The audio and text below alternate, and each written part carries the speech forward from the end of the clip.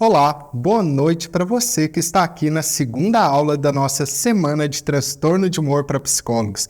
Segunda aula dessa semana cheia de conteúdos riquíssimos para que você, psicólogo, tenha acesso ao conteúdo que a graduação em psicologia não te ensinou sobre transtornos de humor. Estou muito feliz de estar aqui, recebi vários comentários super legais sobre a aula e sobre o material didático que a minha equipe te enviou no grupo do WhatsApp. Aproveita e me conta aí no chat o que você achou da aula e do material didático. Fico super feliz com esses comentários, porque eles são marcadores de que estamos no caminho certo, de que estamos realmente contribuindo para a transformação de você que é psicólogo e para a grande proposta dessa semana Transtorno de Humor. E ontem também já tivemos o nosso primeiro sorteado com o iPad. Se você não participou do sorteio de ontem, não se preocupe, você ainda tem mais uma chance hoje. Lembrando que você precisará prestar atenção na aula de hoje para responder o quiz e acertar mais de 80% para participar do sorteio. No finalzinho da aula eu vou contar para você como é que você também pode ganhar um iPad nessa aula, além de ganhar esse conteúdo riquíssimo e transformador para sua prática clínica que teremos hoje. Parabéns por estar aqui à noite, em uma semana corrida e provavelmente depois de um dia todo de trabalho, dedicando seu tempo para aprender e absorver conhecimento nessa área que, como disse, é tão carente de profissionais que realmente estudam e se aprofundam, que não ficam só na superfície. Lembrando que esse conteúdo é exclusivo para psicólogos. Então, se você não é profissional dessa área e quer entender mais sobre os temas, no meu canal do YouTube você encontra centenas de vídeos voltados para você. Hoje eu vou abordar assuntos específicos para psicólogos. Para você que ainda não me conhece, meu nome é Renato, eu sou médico psiquiatra formado pela USP e atuo na área de transtornos de humor, que é a minha grande paixão.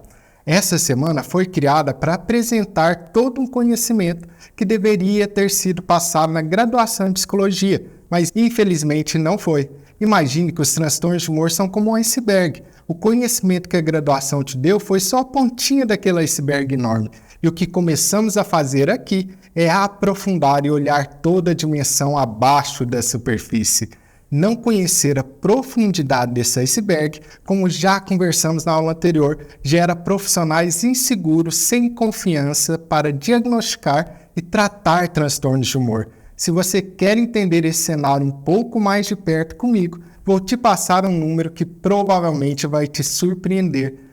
8 em cada 10 psicólogos não se sentem seguros e confiantes para realizar os diagnósticos de seus pacientes. E aqui não estamos falando só de psicólogos recém-formados. Estamos falando de psicólogos que acabaram de se formar, mas também dos que estão há 10, 20, 30 anos na prática clínica. E é o meu compromisso, diante desse fato, de te passar aqui um conteúdo que eu sei que pode transformar esse cenário e transformar a sua prática clínica. Se você está aqui hoje, você já está no caminho para deixar de ser um psicólogo generalista que sabe um pouquinho de tudo, que conhece só a pontinha do iceberg dos transtornos de humor, para se tornar um psicólogo especialista e capacitado, capaz de fazer a diferença na vida dos pacientes e conduzi-los a uma transformação positiva na sua vida. Na aula 1, eu fiz um compromisso com você. Me comprometi a te conduzir a se tornar um profissional mais seguro, com mais conhecimento sobre os transtornos de humor. Mas eu também preciso que você se comprometa e dê o seu melhor nessas aulas. Então desative as notificações do celular, pega um caderno, uma caneta e se concentre aqui para absorver o máximo de conteúdo possível. Afinal de contas, nesse evento você está vendo que a graduação em psicologia não te ensinou sobre transtornos de humor e o caminho para você se tornar uma referência nessa área. E para você ver como vale a pena passar de um psicólogo generalista que só vê aquela pontinha do iceberg para um psicólogo especialista que domina o conteúdo e conhece com toda a profundidade os transtornos de humor, eu te deixo com um depoimento curtinho de menos de 1 minuto da minha aluna da especialização em transtornos de humor que percorreu esse caminho. Quando eu comecei a fazer o treinamento, eu sequer imaginava o tanto de possibilidades que o Dr. Renato traria para nós enquanto profissionais. Ele entrega muito além. Muito além do que a gente sequer imaginou.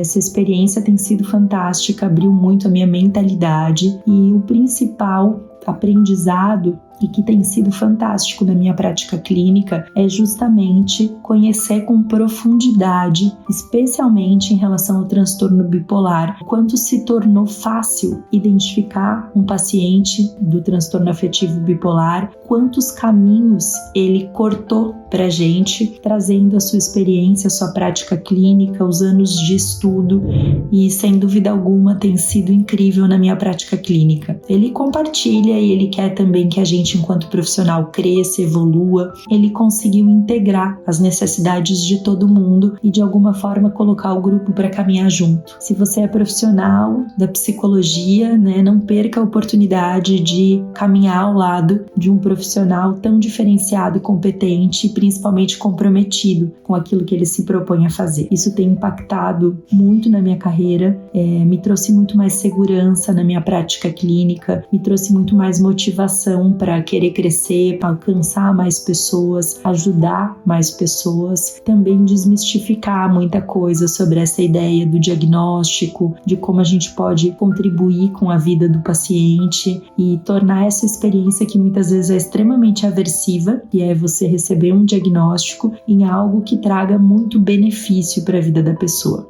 Sem dúvida alguma, sou muito grata por essa experiência e muito animada também para tudo que vem por aí. Eu simplesmente adoro ouvir os depoimentos das minhas alunas lá da especialização em transtorno de humor e como sua carreira profissional foi alterada, foi transformada para melhor lá na especialização.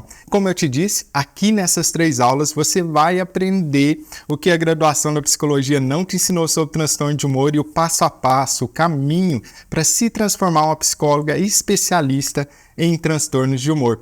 Se você viu a aula de ontem, a aula de número 1, você percebeu e aprendeu sobre epidemiologia dos transtornos de humor. A gente falou sobre o tamanho desse problema na nossa população. Você aprendeu o que é espectro dos transtornos de humor e cada diagnóstico que está ali dentro. Você aprendeu principalmente a diferenciar na prática, no seu consultório, no dia a dia, uma depressão unipolar e uma depressão bipolar. E nessa aula de hoje eu vou te contar algo que definitivamente muda o consultório e a clínica de alguém que aprende sobre os estados mistos de humor que a gente vai conversar e você vai aprender nessa aula. É simplesmente a matéria mais importante que eu considero que um psicólogo que realmente queira se aprofundar nessa área precisa saber. Por quê? Porque a maioria dos psicólogos sem especialização não vão conseguir reconhecer isso. E isso é muito comum no seu consultório. Mas lembra que a gente só cumprimenta quem a gente conhece. Logo, é preciso conhecer e você vai aprender aqui. Mas vamos fazer aquele nosso combinado. Já desliga a notificação do celular, joga o celular lá para o canto, pega aquele papel, aquela caneta, que você vai ter muitos dados para anotar. E não se esqueça, ainda nessa aula eu vou te passar a senha para que você acesse o PDF, o material exclusivo que vai ser enviado lá no WhatsApp do nosso grupo. Lembrando que você precisa da senha para acessar o PDF, por isso fica comigo aqui até o final que eu vou te falar essa senha para acessar esse material que está maravilhoso. Aliás, se você já teve tempo de olhar o material complementar da aula de número 1, me conta aí nos comentários o que você achou. E se você ainda não fez ou não viu, corre lá. Não perca, porque você precisa seguir a sequência das aulas para compreender à medida que a gente vai aprofundando sobre transtornos de humor. E para você entender estados de humor, eu preciso te contar a história dos estados de humor, porque nesse momento, nessa década mesmo, você está vivendo como se fosse um renascimento da descoberta, da redescoberta dos estados mistos de humor, de quanto que isso é importante na prática vários e vários estudos e pesquisas têm se voltado a estudar, definir melhor estados mistos de humor e principalmente encontrar tratamentos com evidência científica para melhorar isso. E por que eu estou te falando de uma época de renascimento? Porque durante muito tempo os estados mistos de humor foram não apenas ignorados, mas as pessoas falaram que ele nem existia. Bons psiquiatras, bons psicólogos falaram que isso nem existia. Isso foram décadas dessa maneira. Então não se assuste se tudo que eu for falar aqui hoje nessa aula você nunca nem ouviu falar na graduação, nem por cima. Porque, deixa eu te contar essa história interessantíssima. Lá atrás, mais de um século atrás, existiam dois grandes psiquiatras. Um era o Kraepelin, que é basicamente o pai fundador da psiquiatria, e o seu discípulo, que também era um psiquiatra alemão, que se chamava Weigand. E ele fez um trabalho que é uma pérola, é uma joia. Ele fez um trabalho sobre estados mistos de humor, excepcionalmente simples, fácil de compreender e que cataloga bem facilmente esse universo dos estados mistos de humor. E eu vou te passar o que é que ele fez lá, porque até hoje, mesmo um século depois, isso ainda é a forma mais simples e fácil de compreender estados mistos de humor. Sendo que, na mesma época, existia dois outros grandes psiquiatras que chamavam Jasper e Schneider, que falaram que não era nada daquilo, que o trabalho do Weigand estava tudo errado, que não existia estados mistos de humor. E essa visão, por esse psiquiatra muito influente, que era o Jasper, permaneceu durante muito tempo. Foi, sem dúvida alguma, um grande problema. Até que, finalmente, lá na década de 70, por aí, reviveu-se a ideia de estados mistos de humor. Agora você vai entender por que é que mesmo quando você olha nos manuais diagnósticos, você tem formas de estados mistos de humor descritos lá no seu manual diagnóstico que são tão restritivos, que fazem critérios tão restritivos que quase ninguém, a não ser que a pessoa esteja internada em estado muito grave, vai cumprir todos aqueles critérios lá. E, consequentemente, décadas se passaram nessa escuridão, desde que Weigand lá atrás fez a sua classificação, e eu vou fazer ela junto aqui com você hoje. Para isso, já sabe, pega uma folha em branco, uma folha inteira em branco, e divide essa folha em 3 grandes colunas. Foi assim que Weigand fez lá atrás. Ele dividiu em 3 colunas, traça aí na sua página, de cima a baixo, 3 colunas. Na primeira coluna você vai colocar a palavra humor. Na segunda coluna você vai colocar a palavra energia ou atividade. E na terceira coluna você vai colocar a palavra pensamento. Mas vem cá, deixa eu aprofundar com você isso aí. Nessa coluna do pensamento, nós vamos fazer 2 coisas para compreender. Bem, a gente vai separar o pensamento em conteúdo ou qualidade do pensamento, ou seja, se é um pensamento que é positivo ou negativo, se é um pensamento de ruína, desastre, ou um pensamento de felicidade. E nós vamos colocar também a velocidade do pensamento. Resumindo, aí no seu caderno tem que ter 3 colunas: humor, energia e pensamento. Sendo que em pensamento você vai colocar 2 coisas, vai dividir o pensamento em 2 coisas: o conteúdo e a velocidade do pensamento. Pronto. Já está aí a base para a gente construir o conhecimento sobre o que é estado misto de humor. Foi assim que Weigand propôs lá atrás, um século atrás. A gente se esqueceu durante muito tempo, até que veio um grande psiquiatra americano que estudou muito e foi muito influente na ideia de espectro bipolar que você aprendeu na aula 1, que foi o Akiskel. Muito importante para quem é especializado em transtorno de humor, conhece bem a história de Akiskel e sua contribuição para a ciência.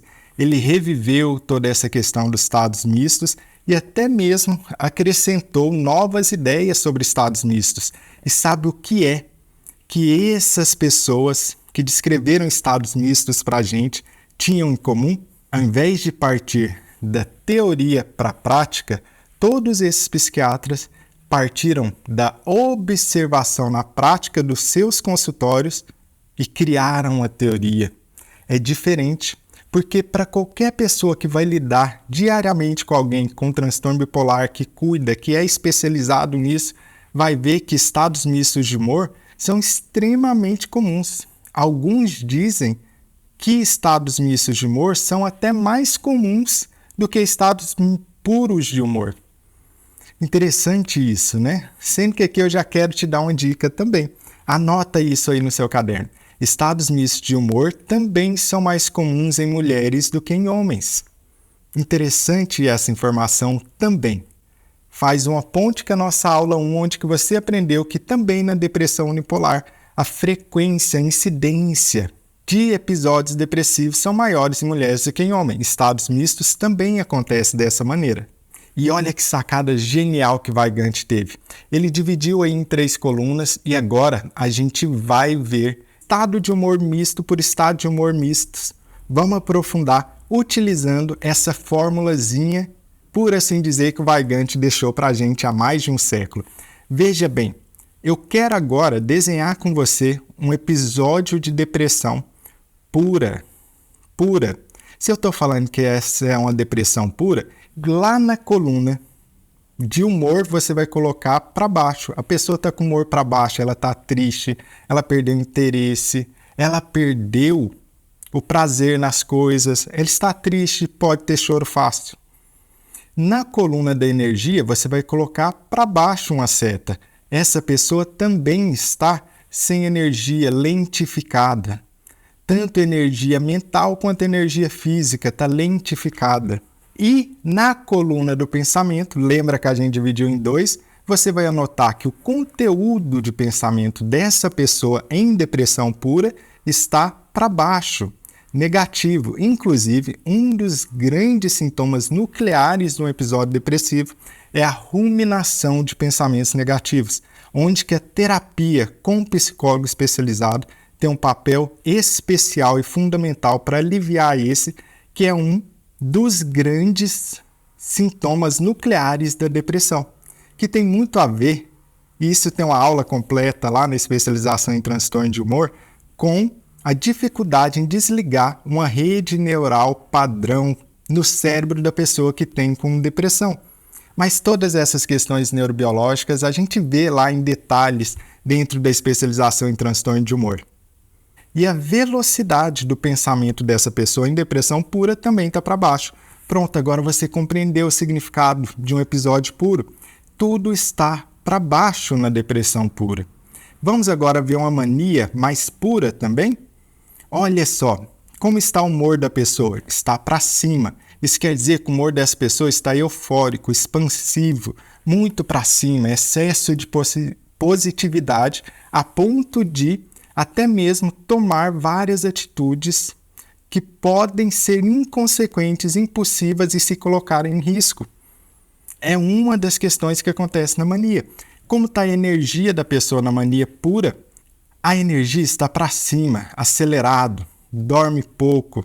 Mesmo assim não se sente cansaço, redução de necessidade de sono, agitado, fica inquieto de um lado para o outro.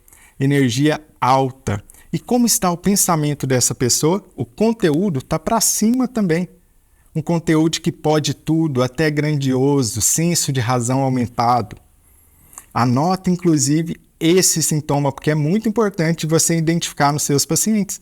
Quando a pessoa está em um episódio de ativação, hipomania ou mania, ela pode ter o senso de razão aumentado. Ela começa a ficar mais intolerante com a opinião dos outros, começa a achar os outros burros, os outros lentos. Muitas vezes, profissionais que não se aprofundaram no tema começam a achar que é da personalidade, que essa pessoa é chata. E olha que coisa difícil se você não conhece os detalhes e as nuances de transtorno de humor. Porque quando você vê uma pessoa assim intolerante com a opinião dos outros, com senso de razão aumentado, mais arrogante, mais grandiosa, é fácil de atribuir isso à personalidade. Quando, na verdade, você precisa pesquisar há quanto tempo que aquele sintoma existe. Pode ser que aquele sintoma é de uma hipomania ou de mania, que essa pessoa nunca teve isso antes na personalidade dela. é uma alteração neurobiológica e não uma escolha pessoal ou não é parte da personalidade dessa pessoa. Como é importante o profissional preparado para lidar com esses desafios.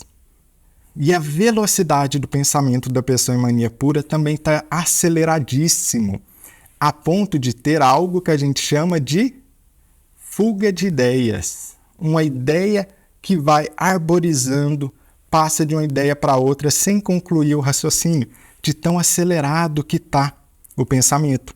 Pronto, agora aí na sua folha você já tem desenhado o que é uma depressão pura e o que é uma mania pura. Depressão pura, todas as setas estão para baixo. Mania pura, todas as setas estão para cima. Interessantíssimo. Agora vamos lá no estado misto, utilizando a nossa mesma tabela que o Weigand ensinou para a gente lá atrás. Primeiro, vamos ver aquele estado misto que é o mais comum. Depressão mista. Você vai se deparar demais com isso no seu consultório. E eu quero que você me fale aí nos comentários se você já não teve um paciente falando para você que se sentia exatamente dessa maneira. Olha isso daqui. Depressão mista é o seguinte, o humor da pessoa está para baixo. Se é uma depressão, obrigatoriamente o humor dessa pessoa está para baixo. Isso quer dizer que provavelmente ela perdeu interesse nas coisas, ou ela pode estar muito triste, choro fácil pode acontecer. E como está o pensamento dessa pessoa? Aqui é que vem o detalhe. O pensamento dessa pessoa, o conteúdo está negativo, está para baixo. Isso é um sintoma nuclear da depressão. Mas olha a velocidade do pensamento da pessoa em depressão mista, ou alguns gostam de chamar de depressão agitada. A velocidade do pensamento está para cima. E aí, quem não conhece sobre depressão mista, quem não se aprofundou como você está fazendo aqui nessa aula, pode pensar, tá, mas a pessoa estar com o pensamento mais acelerado é melhor do que ela estar com o pensamento lento. Nada disso, nada disso. Sabe por que não é? Porque o humor dela está para baixo e o pensamento, o conteúdo é negativo do pensamento. Isso quer dizer agora que é péssimo o pensamento acelerado. Porque dessa maneira, o que vai começar a acontecer é ela se sentir agitada por dentro. Ela vai se sentir inquieta por dentro. Ela vai se sentir desesperada. Conta para mim se já não teve um paciente dessa maneira no seu consultório, que estava deprimido, mas falava que não conseguia parar de pensar em várias preocupações, em várias coisas negativas ao longo do dia. Lá atrás, você provavelmente errou esse diagnóstico e achou que era só depressão. Nada disso, é depressão mista. Olha como o pensamento está acelerado. Só que aqui tem um detalhe que eu te convido a pensar comigo para que você compreenda na prática e possa levar isso para dentro do seu consultório e gerar mais resultados para os seus pacientes. Vem cá comigo e pensa o seguinte. O paciente, ao sentir isso, ele não estudou psicopatologia igual você está aprendendo aqui agora. Sabe o que esse paciente conta para a gente? Estou sentindo ansioso. Estou sentindo ansiosa. É claro, mas olha só. A psicóloga que é especialista nunca aceitaria o paciente falar simplesmente eu estou ansioso. Ela ia perguntar o seguinte... Mas o que é que você entende por ansiedade? Me conta o que você está sentindo. E aí, quando você faz essa pergunta mágica, ao invés de simplesmente aceitar que é ansiedade, porque o seu paciente que não estudou psicopatologia fala que está ansioso, você vai descobrir uma coisa na depressão mista. Isso que o seu paciente está chamando de ansiedade tem pouco a ver com apreensão ou expectativa negativa do futuro. E tem muito a ver com inquietação, agitação de pensamento, aceleração de pensamento e irritabilidade. Então, a sensação que o seu paciente tem na depressão mista tem muito mais a ver e é bem melhor descrita como inquietação, agitação, desespero, irritabilidade. E quando você fala isso para o seu paciente, quando você consegue descrever para o seu paciente qual que é o estado mental que ele está, é claro que isso dá um grande alívio para o paciente que finalmente consegue se sentir compreendido, onde vários outros profissionais não especialistas não entenderam o que estava acontecendo. Você conseguiu descrever para o seu paciente o que ele sente, e isso gera um alívio quando a gente consegue verbalizar e principalmente saber e confiar que a outra pessoa que está cuidando, o psicólogo, compreende o que eu estou sentindo, até melhor do que eu que estou sentindo, porque ele consegue descrever de maneira clara que isso não é ansiedade simplesmente. Isso é algo diferente, isso é algo pior. Por isso que eu costumo apelidar a depressão mista como inferno na Terra, porque é essa a impressão que os pacientes sentem. Conta aí nos comentários. Me diz aí se você já teve um paciente com essas características e esses sintomas. Se você teve, escreve aí nos comentários. Eu tive. Coloca aí, eu tive. A partir de agora, você vai reconhecer com muito mais eficácia a depressão mista quando estiver na sua frente. E a energia desse paciente, como está? A energia física dessa pessoa pode estar aumentada. Novamente, alguém que não conhece pode virar e falar, mas é bom que a energia dele esteja aumentada. Não, a energia aumentada é bom se você está com humor bom também. Se você, de repente, está com seu humor ruim, a energia aumentada vai te dar uma inquietação física. Eu não consigo ficar parado no lugar. Eu fico andando de um lugar para o outro. E seu paciente vai te contar que ele abre várias telas no computador e não consegue terminar nada. Ele começa várias atividades e não termina nada. Pergunta isso para o seu paciente que está em depressão mista. Como ele abre várias telas no computador. São esses detalhes, essa experiência na prática que eu quero te passar para que você se torne um profissional que é especialista em transtornos de humor e gera muito mais resultado positivo para os seus pacientes. Porque o psicólogo que é especialista é como se ele tivesse uma caixa de ferramenta com muito mais ferramentas do que aquele psicólogo que é comum e não se especializa. Imagina que você tem, ao invés de uma caixa de ferramenta do psicólogo comum, que consiste em 2, 3 ferramentas lá dentro, o psicólogo que é especialista tem dezenas de ferramentas e, consequentemente, ela consegue utilizar a melhor estratégia, o melhor tratamento, o melhor reconhecimento dos sintomas do que aquele que é um psicólogo comum que não se especializou.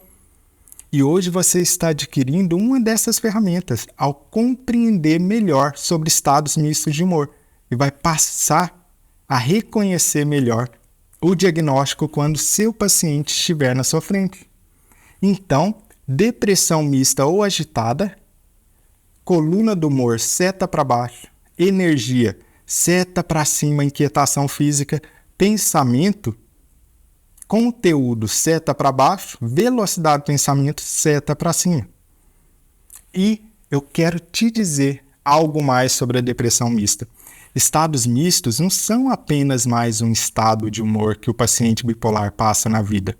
Nada disso. Anota, sublinha isso lá na outra folha. Estados mistos são os mais sofridos que o paciente atravessa e os mais perigosos. Os mais perigosos. Sabe por que é perigoso? A maior taxa de suicídio dos pacientes ocorre durante episódios mistos, não de episódios puros. Então, você já tem um diagnóstico, que é o transtorno bipolar, que é a maior taxa de suicídio dentre todos os outros transtornos. Estamos falando de uma taxa de suicídio que alguns estudos citam de até 15%, a maior taxa que existe. E dentro desse diagnóstico de transtorno bipolar, eu estou te falando da fase mais perigosa para tentativas de suicídio, que é episódio misto, em especial depressão mista. Então, é importante diferenciar a depressão pura da depressão mista? Importantíssimo, porque agora na depressão mista, quando você reconhece, quando você diagnostica, você sabe que o tratamento da depressão mista é diferente da depressão pura. Você sabe que o risco de suicídio é maior. E você sabe de outra coisa também a partir de agora. Depressão mista é mais difícil de tratar. Ela demora em média mais tempo do que a depressão pura. E temos menos tratamentos específicos para a depressão mista. Não apenas isso. Temos poucos tratamentos específicos para a depressão mista e sabemos muito pouco como tratar a depressão mista. Sabe por quê? Porque a maioria dos estudos, por obviedade, evitam estudar pessoas em episódio misto, porque isso gera fatores confundidores. Episódios mistos, por definição, são muito mais complexos do que episódios puros. Então, quando um cientista, vai lá testar algum tipo de tratamento, o que é que ele faz? Ele escolhe testar esse tratamento em pessoas, numa amostra de pessoas com episódios puros e não com episódios mistos. Isso acaba gerando uma grande falta na literatura científica de estudos metodologicamente bons para episódio misto.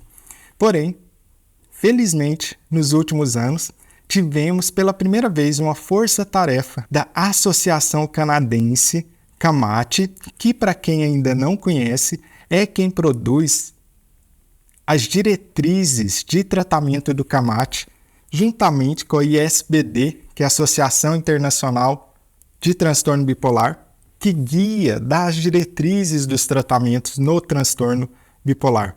Sendo que, pela primeira vez nos últimos anos, eles fizeram uma força-tarefa, um fluxograma de como tratar estados mistos. Já existia fluxograma, já existiam tratamentos específicos com diretrizes muito bem estruturadas para episódios de mania pura, episódio de depressão pura. Já existia há muito tempo para tratar ansiedade, para tratar depressão unipolar, mas só nos últimos anos saiu a primeira diretriz para tratar estados mistos. E para quem quiser ler na íntegra essa diretriz de estados mistos, não se preocupe que eu coloquei essa bibliografia lá para você no PDF que você vai receber como material complementar lá no grupo de WhatsApp. Mas ainda hoje nessa aula eu vou te explicar a parte mais importante que o psicólogo especialista precisa saber dessa diretriz super atualizada.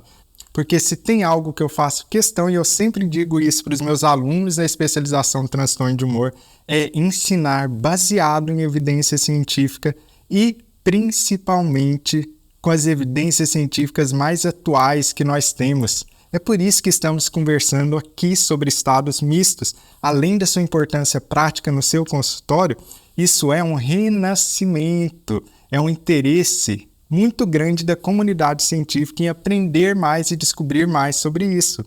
Olha que legal que está sendo essa nossa semana de transtornos de humor e o quanto você está aprendendo e aprofundando aquele conhecimento.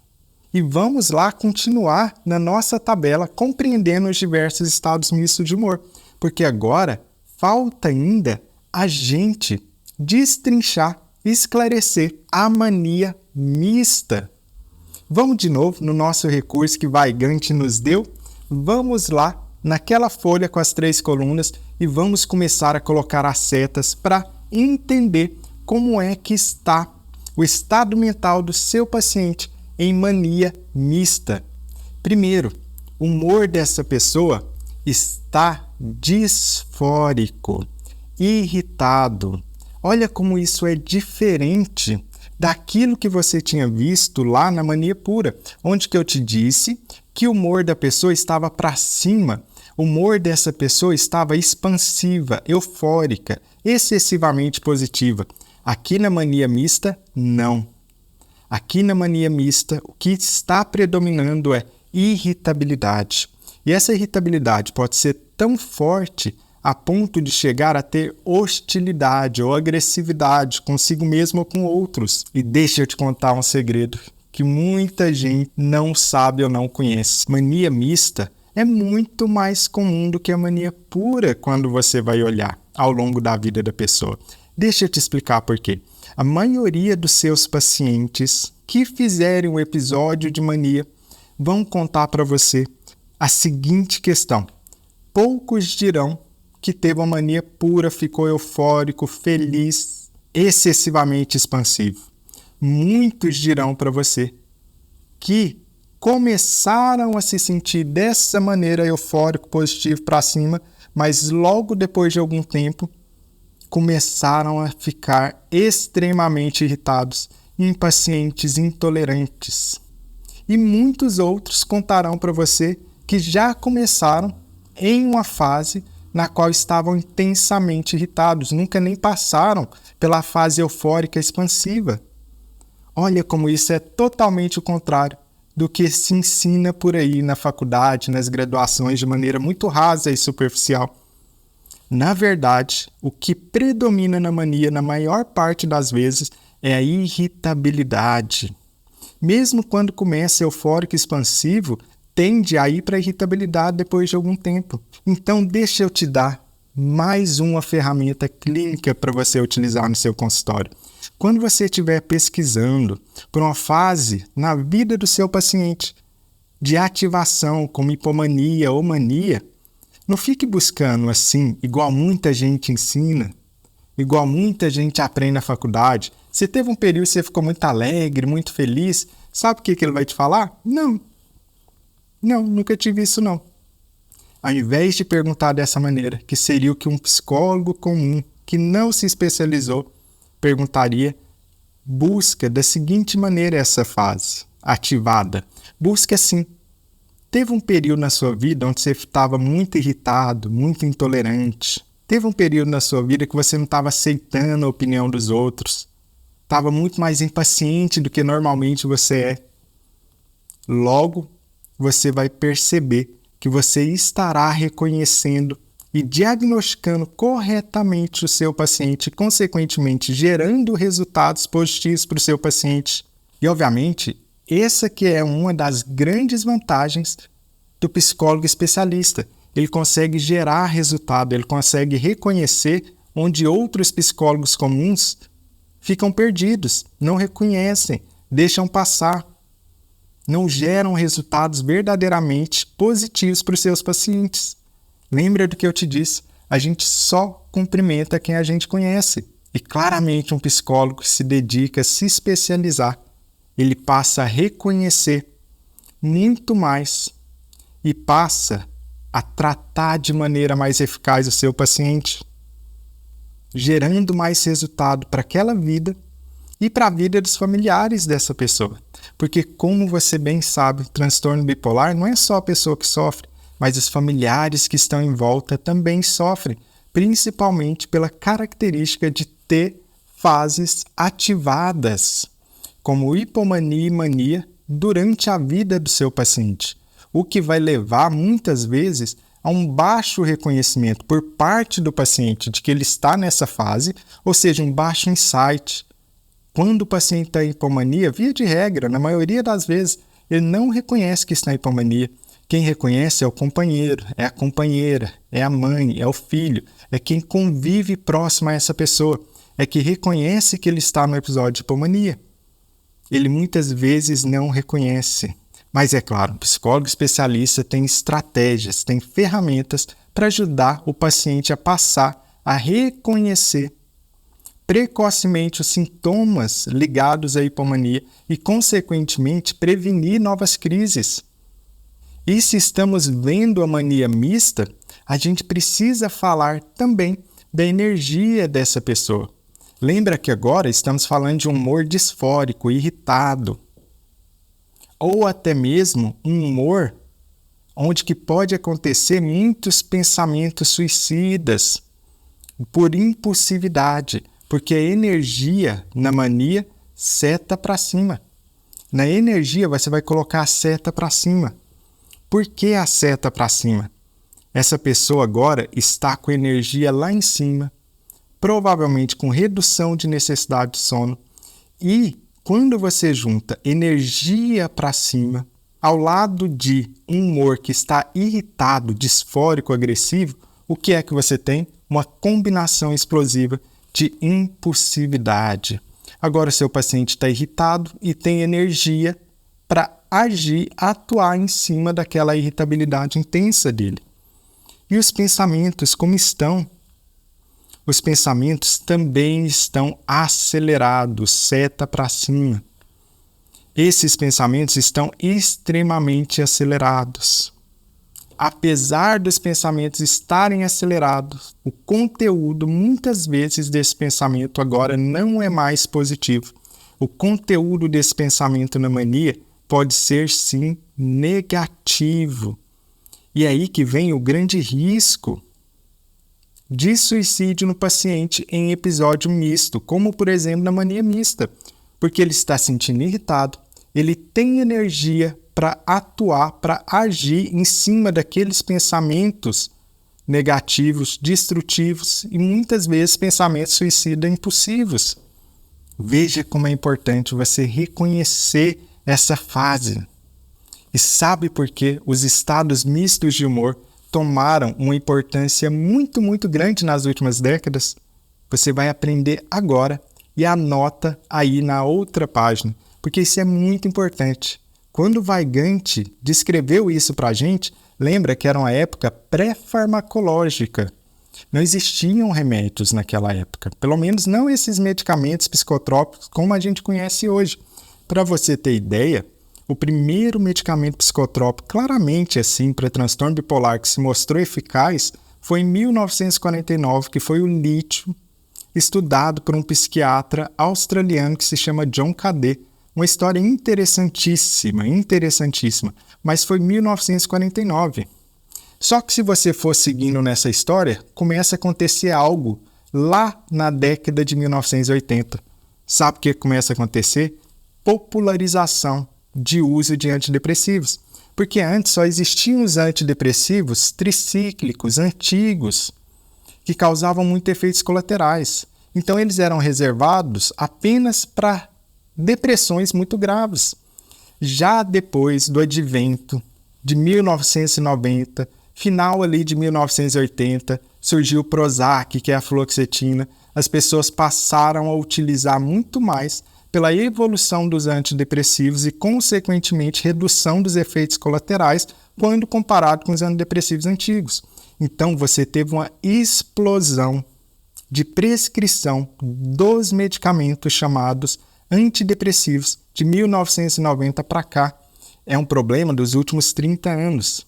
E é um problema que está aumentando progressivamente, porque muita gente recebe o antidepressivo de pessoas que não são especializadas e acostumadas a lidar com transtorno de humor, que passa antidepressivo para todo mundo, à revelia, por assim dizer, sem fazer pesquisa prévia se é transtorno bipolar ou não, sem conhecer o que você aprendeu na aula de número 1 aqui na Semana Transtorno de Humor, que são as pistas para diferenciar o diagnóstico entre depressão unipolar e depressão bipolar.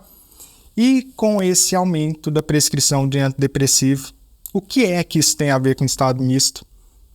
Antidepressivos produzem estados mistos.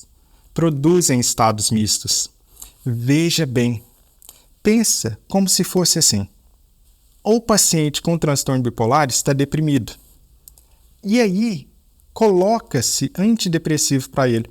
O antidepressivo não é capaz de tirar ele da depressão, mas ele aumenta algumas outras coisas, como, por exemplo, ele aumenta a velocidade do pensamento, ele aumenta um pouco a energia física. Olha o que você terminou de produzir com antidepressivo para muitos bipolares. Você terminou de produzir um estado misto de humor. É por isso que é muito mais comum você encontrar estados mistos de humor no seu consultório hoje do que era há 50 anos atrás. Hoje é muito comum.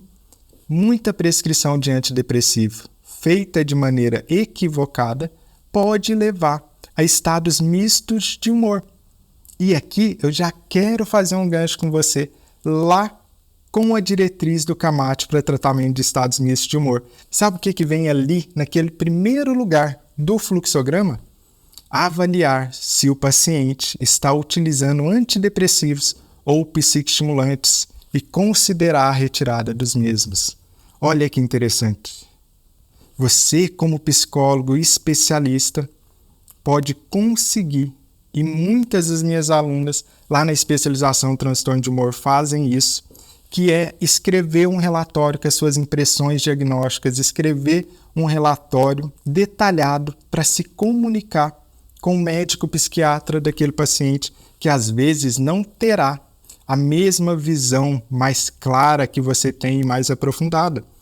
Várias das minhas alunas da especialização em transtorno de humor me contam isso, como a partir do momento que elas se especializaram, elas passaram a ter uma comunicação muito mais fácil e fluida com os médicos psiquiatras e enviaram relatórios que mudaram a conduta desse médico psiquiatra e trouxeram mais resultado positivo para o seu paciente.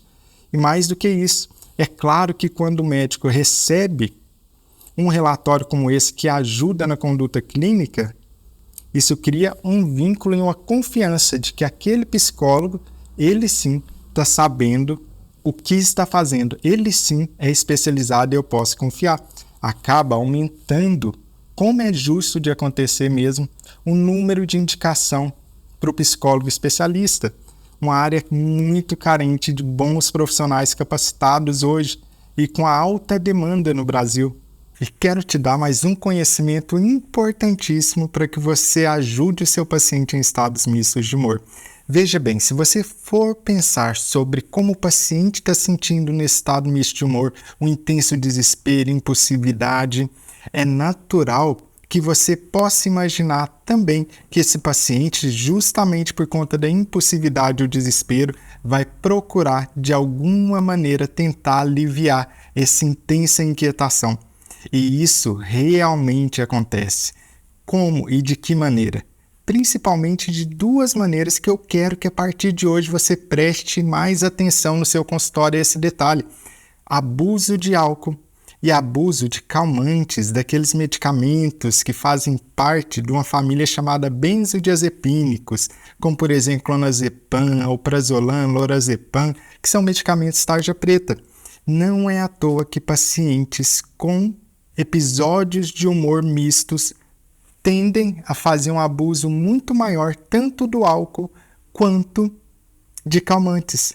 Então, toda vez que você se deparar com um paciente que está realizando abuso de álcool ou realizando uso excessivo de calmantes, calma.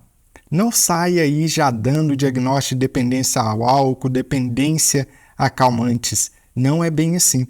Estados mistos são conhecidos por gerar abuso dessas substâncias e você vai ter que ver toda a história do paciente e inclusive utilizar isso como pista para reconhecer que o seu paciente, na verdade, está no estado misto, pegando fogo por dentro, por assim dizer, e tentando desesperadamente, e obviamente não vai dar certo essa estratégia, diminuir aquele desespero, aquele fogo intenso que ele está ali. Logo, viu abuso de álcool ou de calmantes em um determinado período, imediatamente pense, será que essa pessoa não está no episódio misto? Até porque aqui vem o papel daquele psicólogo que se especializa. Ele sabe que quando o paciente joga álcool por cima do episódio misto, o álcool piora o episódio misto, apesar de haver uma melhora, entre aspas, no curtíssimo prazo, onde que a pessoa se sente menos ansiosa, porque o álcool é um depressor do sistema nervoso central, o que o álcool leva é a uma piora dos sintomas mistos no médio e no longo prazo. Então é papel do psicólogo especialista reconhecer que esse mecanismo está acontecendo e orientar essa medida comportamental para o seu paciente. E principalmente começar a compreender e ter mais empatia com essa atitude impulsiva que o paciente está tendo para tentar aliviar aqueles sintomas desesperadores. E agora um detalhe que eu quero contar para você que muita gente deixa passar. Excesso de uso de cafeína pode levar também a sintomas mistos do humor. Sabia disso? Coloca aí nos comentários se você já sabia desse detalhe. Nem sou eu que estou falando não, viu? Tá lá na diretriz de tratamento do CAMAT que eu falei para você dos estados mistos. Eu vou até colocar aí para você o fluxograma na sua tela para você observar que o primeiro passo ali, ao tratar alguém com estado misto de humor, você verá que está escrito que você precisa reconhecer basicamente o diagnóstico. Você precisa dar o diagnóstico correto. E depois vem um segundo grande passo. Você vai precisar ver todas as ações que eu te contei aqui. Se a pessoa está fazendo uso abusivo de álcool, uso abusivo de cafeína, se a pessoa está utilizando antidepressivos ou psicoestimulantes, você como psicólogo pode mandar o relatório lá para o psiquiatra para auxiliá-lo na melhor tomada de decisão do tratamento, assim como várias das minhas alunas fazem. Olha como seu olhar está se tornando muito mais apurado, muito mais aprofundado, como você está aprendendo nessas aulas aqui da Semana do Transtorno de Humor. Esse é um conhecimento técnico essencial para aquela pessoa que deseja se tornar um psicólogo especialista em transtorno de humor. E quando eu falo em psicólogo especialista em transtorno de humor, eu sempre digo que eu utilizo a metodologia de 3 grandes pilares para formar psicólogas especialistas na minha especialização em transtorno de humor. O primeiro grande pilar é o essencial conhecimento técnico. Assim como você está aprendendo e eu estou te passando aqui na aula 1 e 2 da Semana de Transtorno de Humor. Não se faz um especialista sem uma base sólida de conhecimento técnico que eu ensino lá na especialização em transtorno de humor, sempre baseando todo o material, toda a aula, todo o material didático nas evidências científicas mais atuais disponíveis. Só que aí a gente precisa pensar no segundo grande pilar da metodologia da especialização em transtorno de humor. Eu sempre brinco, não adianta você ser a melhor psicóloga do mundo que conhece sobre tudo de transtorno de humor de dentro do seu quarto. É muito importante que você aprenda as habilidades e estratégias adequadas, adquira a capacidade de comunicar esse conhecimento, de comunicar esse conhecimento técnico sólido que você adquire na especialização em transtorno de humor para ajudar cada vez mais pessoas. É importantíssimo aprender o que a faculdade não te ensinou. Como comunicar com eficiência, como se comunicar adequadamente, todo esse conhecimento técnico que você adquire dentro da especialização em transtorno de humor. A partir do momento que você adquiriu conhecimento técnico sólido, científico, que você aprendeu aquilo que a faculdade não ensina, as habilidades necessárias para se comunicar com segurança e adequadamente o conhecimento técnico científico, vem o terceiro grande pilar da metodologia da especialização em transtorno de humor, que é quando eu ensino as estratégias e técnicas adequadas para que você alcance e ajude cada vez mais pessoas. Agora que você tem o conhecimento técnico que você adquiriu, agora que você sabe se comunicar, está na hora de você ajudar e alcançar cada vez mais pessoas. A lógica da minha metodologia na especialização em transtorno de humor é uma lógica muito simples. Quanto mais você ajuda, mais você é recompensado. E é justo que seja assim. Muita gente está insatisfeita, muitos psicólogos estão insatisfeitos com a situação que as suas carreiras estão, mas a verdade é que elas estão alcançando pouquíssimas pessoas. A verdade é que estão captando poucos pacientes, não aprenderam as habilidades necessárias para ter uma carreira que se destaca, para ter uma carreira de sucesso e ser reconhecida na sua área. A lógica da metodologia da especialização em transtorno de humor, que é adquirir o conhecimento técnico-científico mais atual, aprender a comunicar adequadamente esse conhecimento e, finalmente, aprender as estratégias e técnicas corretas e ajudar cada vez mais pessoas com o conhecimento que você adquiriu ali no primeiro pilar, conhecimento esse raríssimo, em alta demanda, porque temos pouquíssimos profissionais capacitados nessa área em transtorno de humor. A lógica que está por trás dessa metodologia é uma lógica muito simples e que eu sempre repito para os meus alunos lá na especialização em transtorno de humor.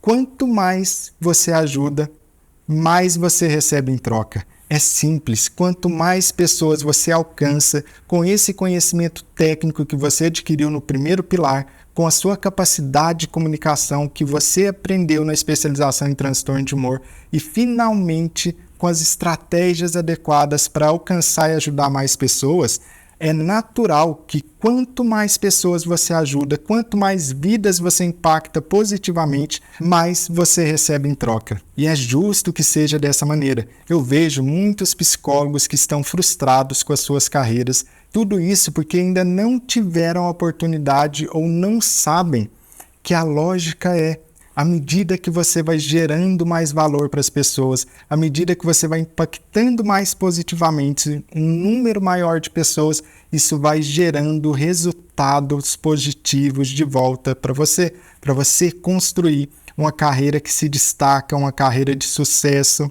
e principalmente para que você consiga ter o retorno e a recompensa justa por todo o seu esforço, por toda a sua dedicação em se aprofundar em transtornos de humor.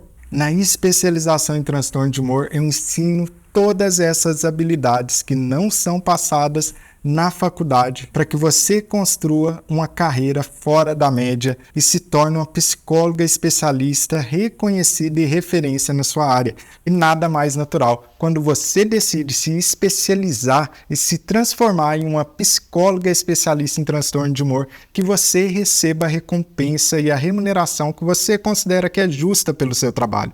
E quando eu estou falando em receber a remuneração que você considera que é justa pelo seu trabalho, eu estou falando principalmente de você ter qualidade de vida, de você ter tempo para dedicar a você, ao seu autocuidado, a dedicar tempo para aquelas coisas que são muito importantes na vida. Receber remuneração justa pelo seu trabalho para que você tenha tempo para criar memórias, para criar e viver ao lado dos seus familiares e das pessoas que você ama, para poder cuidar ou ser cuidado pelas pessoas que importam para você.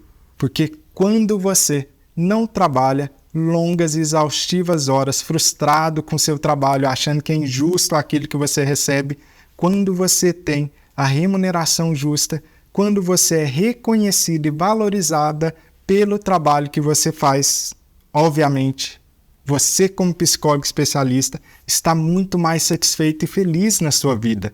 E é claro, um psicólogo que está mais feliz e satisfeito com a vida é um psicólogo mais eficiente e que vai ajudar de maneira mais eficiente aos seus pacientes. Ou você, caso você seja paciente, gostaria de ser atendido por um profissional que está frustrado com a sua carreira, que não sente que a sua carreira deslanchou como pensou, ou como sonhava, ou como imaginava. É claro que você não quer isso. Da mesma maneira, tomar a decisão de se tornar uma psicóloga especialista nesse campo que necessita de tantos profissionais capacitados com uma demanda tão alta é também tomar a decisão de construir uma carreira fora da média, de receber a remuneração que você considera justa com o seu trabalho e, com isso, levar uma vida muito mais feliz e mais satisfeita, tendo o reconhecimento que merece por impactar positivamente a vida de tantas pessoas que necessitam. É por isso que eu não me contento de passar para as psicólogas e psicólogos que estão na especialização em transtorno de humor apenas o conhecimento técnico e científico, que é muito importante sim, mas todas as outras habilidades para que a psicóloga consiga construir uma carreira fora da média e que ela possa se orgulhar. E caso você esteja se perguntando como que faz para se candidatar para entrar na especialização em transtorno de humor, não se preocupe. Amanhã, na aula de número 3, eu vou dedicar alguns minutinhos da nossa aula para te explicar caso você queira se candidatar a uma vaga na especialização em transtorno de humor. Vai ser uma aula recheada de conteúdos de qualidade para fechar com chave de ouro a nossa semana de transtorno de humor e para te ajudar a fixar todo o conteúdo que você aprendeu aqui na aula 2 sobre estados mistos e já preparar o caminho para o conteúdo riquíssimo que vai ter na aula de número 3. Eu vou enviar lá para você um material didático exclusivo que eu preparei com muito carinho com a minha equipe. E parabéns para você que está aqui comprometido com seu aperfeiçoamento profissional. Parabéns por ter tomado essa decisão que muitos outros ficam para trás e não progridem, não evoluem em suas carreiras por não tomarem a decisão e se comprometerem com seu próprio crescimento e evolução profissional.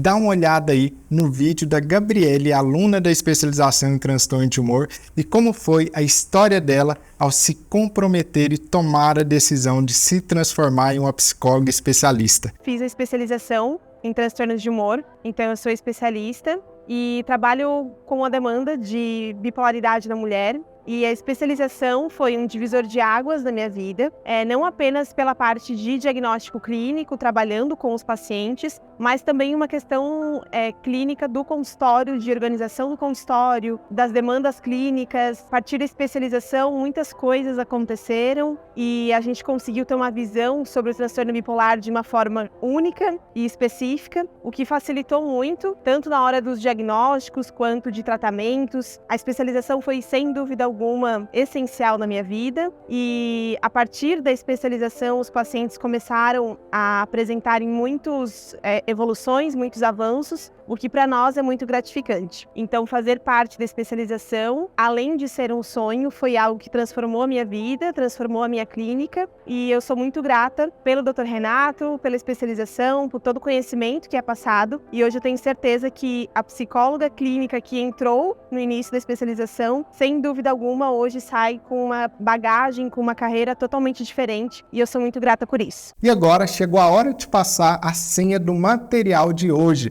que será enviado lá no nosso grupo do WhatsApp e que provavelmente vocês já estão esperando ansiosos, como sempre ficam, e a senha é psicólogo especialista, tudo junto, psicólogo especialista. Se você chegou até aqui, já deu os primeiros passos para se tornar um especialista reconhecido.